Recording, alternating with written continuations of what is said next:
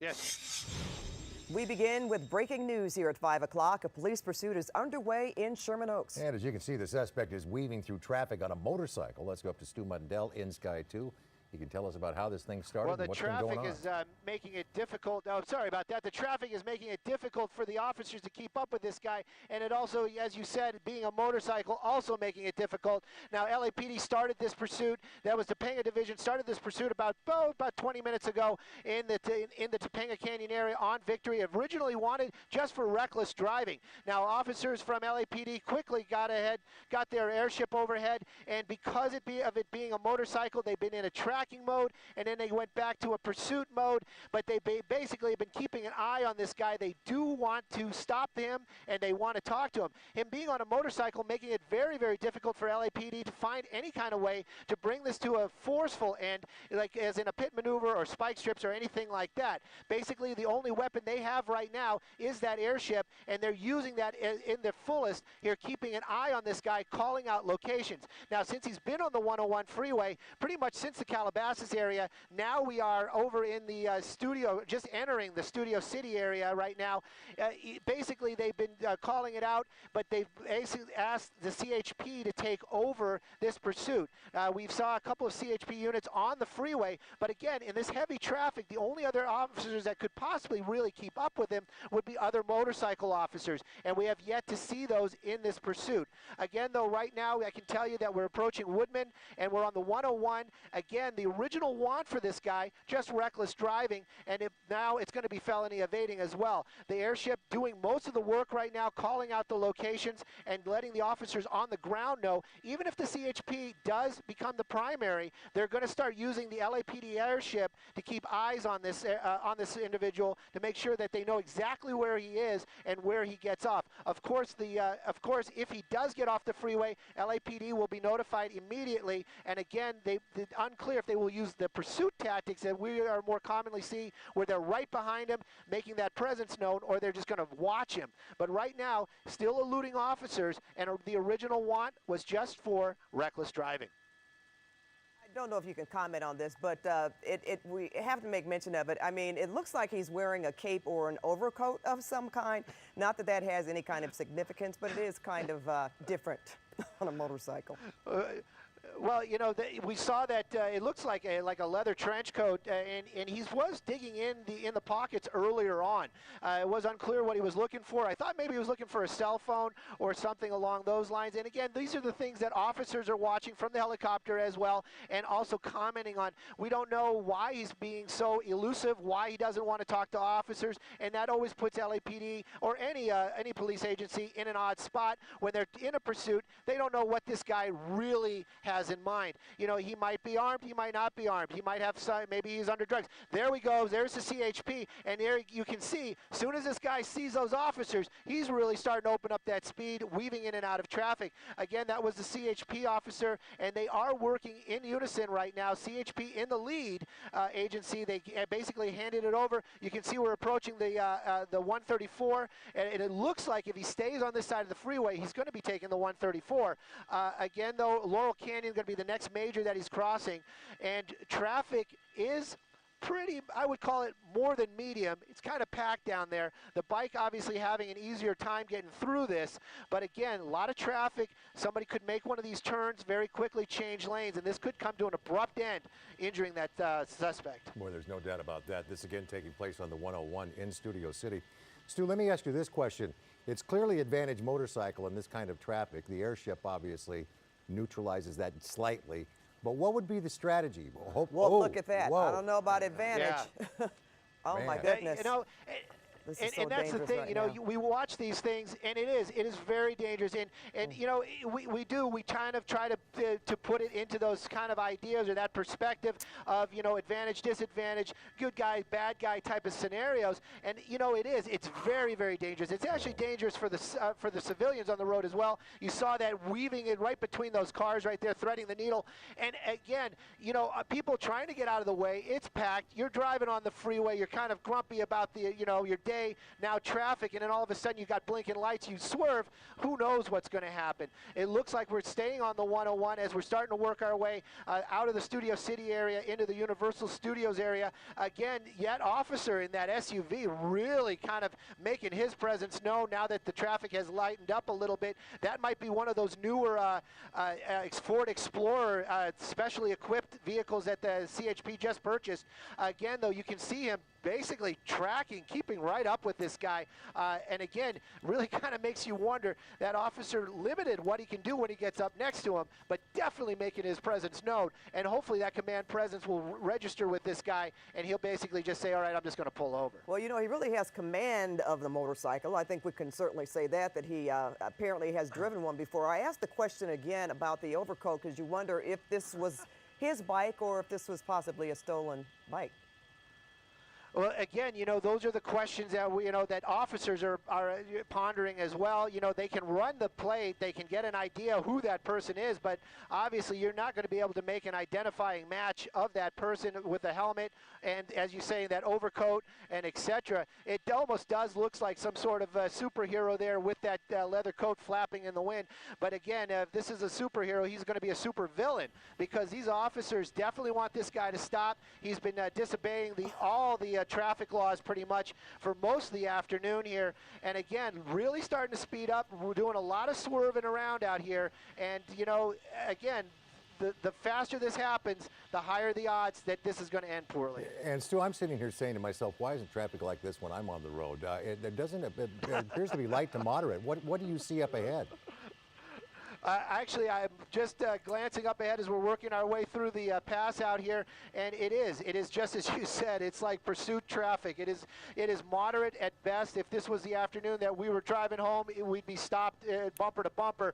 This guy basically just working his way through this traffic. It is very, very light as we're working our way southbound on the 101 now, approaching probably the Highland Boulevard.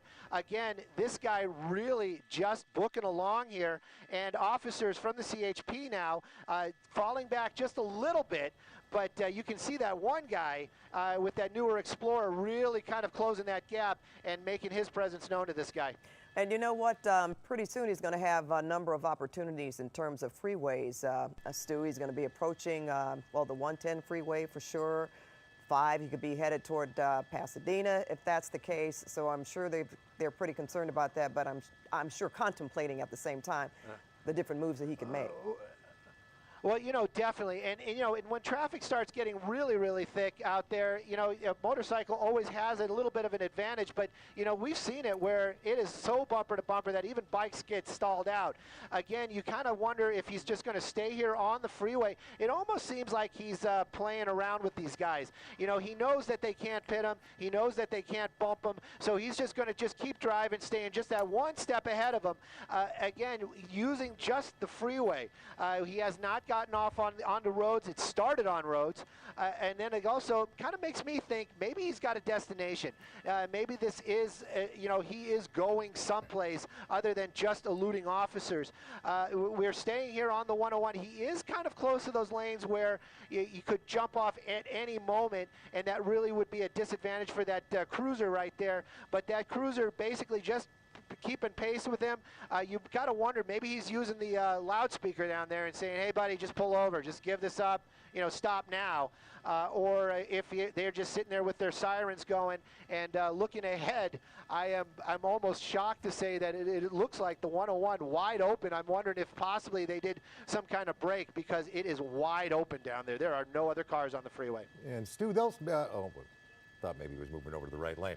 They will be at a real disadvantage if he jumps off that freeway, and then of course it depends on how quickly they can get units into that area if he does take an exit. Well, that's for sure, and that's what the LAPD was dealing with when originally this started. You know, that first unit got up behind him pretty quickly, and as soon as those lights and sirens came on, this guy got on opposite traffic and took off. So he definitely wanted to leave. He had no intention of stopping from the get-go, and the original want was just reckless driving. So again, it makes you kind of wonder, if it was just reckless driving, this guy would have turned on his lights, he probably would have got a ticket. Makes you wonder why he just doesn't stop. And again, maybe this person is a wanted felon. Maybe he has some something that he shouldn't have on his person. So these are all the questions that officers have to deal with as well. Even if he does stop, I can assure you they will not just run up to him and take him into custody. They're going to make sure that he complies 100%. You know, it makes me think about being on a freeway. And as we've been saying, this is unbelievable that the 101 is this open at this time of day, that's for sure. But again, it's very disconcerting to motorists who are in vehicles and they have someone on a motorcycle that's going so fast and so quickly that just comes up upon them that they can't necessarily react. And sometimes when they do, it could also be a danger for the person on the motorcycle. So this is this is something I'm just thinking about watching this right now, because I've been in that situation where it's a little frightening. Oh, you know, definitely. And that's the thing, too, is, you know, a lot of people, they get paranoid when a motorcycle gets near their vehicle, just like a big rig. It's almost the same thing, except, you know, with a motorcycle, you might be a little bit more concerned about the rider than you are with you. But yes, you're right. A lot of people, I hear that quite commonly. You're driving on the freeway, you got a bike right behind you, and then you don't know what you can do. I mean, if you pull over, he could be contemplating going the other direction. It is very scary. And then this guy, you got to add in, he's got lights and sirens. And again, I have to let you know, right now, as we're approaching Vermont, the freeway is basically getting stopped. Now we're really starting to see that traffic that we are so common to seeing out here in the Los Angeles area, and now it is really starting to back up out here, and the officers had that little bit of advantage there. They're going to lose that now as we're starting to get into some heavy traffic. Well, yes, you know, as Pat pointed out, when they're lane splitting and firing along like that, I don't care how many times it happens to you, it's always startling as a driver of a vehicle, of a car. It's really very startling. And this guy, he's got no qualms about shooting between these vehicles. You know, we were that's reporting. right. Oh, I'm sorry. I was talking No, about go ahead, yesterday how we were reporting on that incident that actually happened in New York and involved a club, but there was just one person on a motorcycle who stopped, and an SUV bumped that motorcyclist, and you know, we know what happened after that. They chased the guy that was driving the SUV and pulled him out of the vehicle. But just how quickly something like this can happen from an abrupt stop by a vehicle trying to avoid hitting the person on the bicycle, it can cause so many different problems or scenarios. Most definitely, and you know, and that's the thing too. That, you know, being a motorcycle, this motorcycle rider obviously knows these things, has these in his mind, and you know, again, seems to be pretty well versed on riding. He's basically just weaving in and out here. He has pulled some pretty close calls. There's another one that might look a little closer than it really was, but again, he is just cutting in between these cars like there's nothing to it. Just keeping up this basically 80-mile-an-hour speed, 50, 60, even, you know, 20 miles an hour faster than whatever the traffic is going is basically what we're seeing out here. And officers from the CHP, you know, they got their lights and sirens. They were falling behind there for a little bit. They got caught up in traffic and now basically back into some sort of tracking mode. And again, you know, they're calling it out. I hear them on another radio. And officers from LAPD not involved in the pursuit, but definitely know that this is going on. So if this guy gets off the freeway, the LAPD will definitely be engaging it very, very quickly. I can tell you right now, we're basically coming up on Glendale. There's Union Avenue, there's a sign, but Glendale is coming up, the 2 freeway, but it really seems to me that he's been staying on these majors and basically just following it. I'm kind of curious to see 110, 101, what's his choice is going to be. 101 looks a little bit more packed, but not much better than the 101. Boy, every time he gets into traffic like this, his pattern has been to tone it down a bit without seeing the black and white behind him. Well, you know, that's right, and this is part of the process that LAPD has been trained to do, and other agencies. They basically, that's what the way they say we should go into tracking mode. They feel that the presence of the black and white off and the lights and sirens excites the suspect and makes, you know, he starts acting crazier, and they do this, they fall back and they just watch. But with this guy, even if they're just watching, you know, we don't know where he's going to go. And just allowing him to run freely like this, that might not be the best deal either. So they're kind of playing that middle card, just kind of keeping an eye on him. They have officers nearby. He hasn't really done anything so crazy where they're going to say, you know, the public is, you know, there's a public safety issue. I can tell you right now, definitely established on the 101. We're going to be working our way through the north side of downtown Los Angeles, and looking ahead, it's pretty much more of the same. Just a little bit of traffic out there, but this guy just basically on a little ride out here as LAPD and anybody watching the news is joining him this afternoon. You know, Stu, we joined you at Woodland Hills, and can you tell us again where this originated, where they started following this motorcycle? We originally heard this in the Topanga Canyon area on Victory Boulevard. Again, reckless driving was the original one on it. The officers doing what they're trained to do got behind him. They asked for what they call a backup and an air unit. That was the helicopter. Pretty much as soon as that helicopter got there and that first unit turned on his lights and sirens, this guy just took off. And the first thing apparently he did, or that we heard that he did, was go into opposing lanes of traffic to get away from that officer. So that was an extreme move for basically just, hey, we just want to pull you over. And again, this is why LAPD and other agencies are so interested in stopping this guy and talking to him. Those kind of reactions, you know, why didn't he just pull over? That's basically the big question. It really seems like we're just staying on the 101 freeway up. Now, as I said it, he's really starting to cut around because he does have a choice over here of the 10 freeway, but he's just weaving in and out of traffic. Again, I don't think there are many, if any, units, black and white units behind him anymore as he's working his way. I just want to make sure we don't lose him here. And as we're starting to work, it looks like we're going to be going south here, so that's going to be 5 freeway. That gives him the 60 and also, the 60 freeway if we keep in this direction. He's starting to pick it up right now. He's got to know, though, I mean, a pursuit in Los Angeles, he's got to know that helicopter's overhead, keeping an eye on him, even though he doesn't see any black and whites, too. Well, that's right. And, you know, and that's the thing. You'd think that with that knowledge, you'd just say, hey, you know what, I better just, you know, pull over. Or you know what, maybe he's doing, I just want to enjoy my last couple of minutes. But this doesn't look very enjoyable. This looks like he's really trying to get away. And, again, you never away. He is speeding up now quite a bit, like you said, really starting to move out. And, again, we're coming up on the East LA interchange, so he's going to have several choices of where he can go as we work our way down here. Again, though, looking ahead, it is just well, the 60 really looks like it's backed up pretty bad. But again, you know, he's just going to weave his way in and out here and just keep everybody at bay. Well, you know, we have legal analyst Steve Meister on the set with us. We were prepared to talk about the Jackson verdict, which we will certainly in due time. But he was saying he probably felt that he could get away at first, and now he's just so too deep in, so he's just going to continue. He really has no other choice but to just keep riding. You know, as Steve, he's mic'd up, as a criminal defense lawyer, have you ever defended somebody in one of these? Yeah, I have. And hold on one second. We got to hook your mic up here. I think that's where he was saying he knows what's going on because he's had clients that have done the exact same thing. We're going to try to get your mic working. It is one of those deals. Steve had written us a note saying he took off because he thought he could get away with it, basically. I suppose they all think that at some point, however.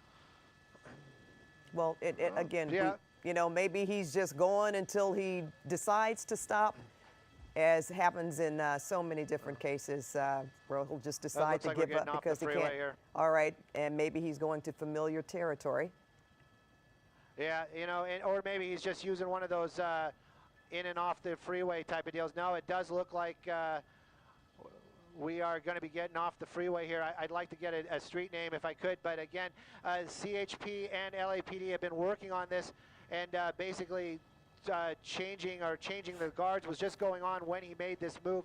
We're definitely on streets out here, East LA area, and this, I'm sorry, this is going to be, we're in the Hollenbeck. Look at this. Look at these pedestrians. Just changing his mind. I don't know what the deal was there. Just basically made a U-turn right there. Maybe he really thinks that he can elude them. Looks like he's going into a walkway. And is he going to try a foot bail? Yeah. And, you know, this kind of gives you an idea that this guy really knows the neighborhood. That was a little walkway that took you onto a side street out here. Again, this kind of movement lets you know that this guy probably knows the area or got very lucky right there. Again, we're in the Hollenbeck area, so we're probably Boyle Heights is going to be the area. He got off the 60 freeway and basically started on some side streets and then just said, you know what, I'm just gonna make this U-turn and work our way over here. Again, though, I'll get you a street here in just a second, but no officers behind him right now at all as we're approaching a major out here. And again, you know, he might be thinking right now he got it made, running a red light, not very wise. I can tell you just because I read the street sign, that was Indiana that we just crossed. But again, in a residential area out here and still eluding LAPD and other officers. He's got it. Yeah, And there he goes. There he goes, right here. Yep. Looks like he's basically running into his house. You can see somebody else over there basically grabbing the bike for the guy. Basically just went into the home. I want to keep an eye on this guy with the motorcycle as he kind of puts it away. You know, again though, dropped the bike, ran underneath these trees into that home. Again, officers from LAPD, CHP, not quite here yet. Well, you know what's interesting is apparently not, because most of the people, if you noticed how slowly they were walking, those pedestrians trying to walk across the street, I mean, they couldn't see. Now, what is this about? Yeah. I have no idea. I have no idea if these people know this guy or are related to him. Yeah, basically, this guy just came and grabbed the helmet and is walking off. And, But you know what, you know, they're Stu? basically doing. Don't want to interrupt you, but Steve, that might be him. Didn't he have on a black and white checkered shirt and some white gym shoes? He looks like he took off the coat, Stu. You know, I think this is the other guy. I think this is the guy that basically put the motorcycle away after he dropped it. Now, there was a gentleman walking out with a young person. The young person was holding something to his face, and this guy had a black and white checked shirt on and some white gym shoes, and it looked like it could have been the guy on the bike. He just took off the overcoat. All right. You know, yeah, it could be. It could definitely be. You know, That's your reward, Stu, for helping move the motorcycle into the garage. That's the helper. Yeah, that's the helper right there. That other guy basically just walked off. You know, I'm getting some direction. Go ahead, yeah, and look around for him. That may have been the guy. With the young person. Exactly, who did have something up to their face. Yes. That's him, isn't it? Looks like it. Black and white shirt, white shoes. Yeah. Dark pant. Hang on just 1 second here. I'm having a little difficulty holding this shot because we were set up for the other thing, but we'll definitely try to keep an eye on this guy right here. Again, hang on just 1 second. All right. Yeah, that's no problem. We can still see him. You're keeping him in. You're doing a good job. Yeah. It looks like he's going to be going behind a building here. It looks like we're working our way out towards a mall. Going to keep an eye on him, like you said. This could very well be him. Just walking along here, nothing to see here. I had nothing to do with that, is probably what he's saying to himself, but we might know different out here. I'm wondering if somebody is going to be able to notify the LAPD CHP about this as we're working our way. I don't want to lose him behind this tree. I'm working with my pilot. Again, there he is. That's him, right? Yep. Yeah, that's him. And it is. You know, maybe he's just out for his afternoon walk, but very unusual behavior as this thing came to an end, and he just happened to be walking away. So we're going to keep an eye on this guy out here, and as soon as we are able to give you a cross street, which we might be able to do here very shortly, we will. But definitely, you kind of have to wonder, that younger woman just kind of disappeared. This guy is here all by himself, just walking along now. Well, even if we, as we will shortly, play back the video of him walking back out of that home or wherever he was, there was this person here with a young Whittier person and DeLamo. with something up to their face. Lama and Whittier. And it certainly I'm just looks like I'm just working with my pilot, who's actually talking with the shirt to on. other If anybody else, officers if they down can hear us, Paul and Steve, with the black and white gingham shirt, the white gym shoes. It's interesting that person emerged from that home, right, with this check shirt on and these white shoes. I thought he was going to surrender. Yep. And I thought he's walking on Whittier. Walking on Whittier, and he passed Alama right Stu- there. And looks like he's going to start walking down, kind of staying off the major now. So And Stu, what were you saying about working with the pilot to? Whittier. Yeah, I actually was working with Dan, my pilot, this afternoon, and he's passing along this information to other helicopters, officers out here to give them the location. Looks like he's he's not walking into the auto zone, but he's on Whittier. Definitely walked into the auto zone on Whittier. That's basically where he went to. Just walked into there. I'll get you that cross street right here in a second, but definitely we're at the corner of Whittier and Indiana. There's a officer right there. Whittier and Indiana walked into the. There we go. They're working their way over there right now. So.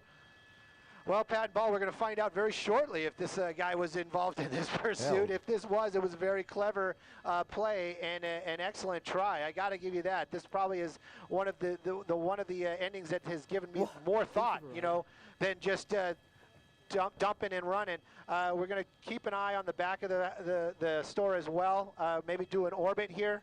To keep an eye on the front and the rear, but you can see officers swarming this auto zone right now as they're looking for that suspect. He must watch a lot of crime procedurals. Maybe he figured that one out, because that was what do you call that, Steve? Is that a bait and switch? I don't know, but he apparently took off that overcoat very quickly and walked out with someone else. It almost, to me, looked like he was trying to appear that he was giving aid to that young person, but was able to walk away. But now he's surrounded. They seem to be have him in custody. Yeah. Leave it to CBS 2 legal analyst Steve Meister, to astute person and a critical observer of people, to figure out that was him walking away. Steve, thank you very much. Don't tell him my name. Well, he might ask you to represent him anyway. That you can know my name for. Then you can know my name. It's not where I